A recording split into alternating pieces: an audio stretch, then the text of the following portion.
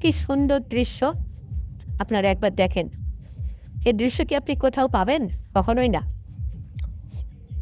এই যে দেখেন, এখানে একটা বোতল পড়ে আছে। কে জানি আরসি খেয়ে ফেলে দিয়েছে। এভাবে যেখানে সেখানে ফেলে দেওয়া যাবে না।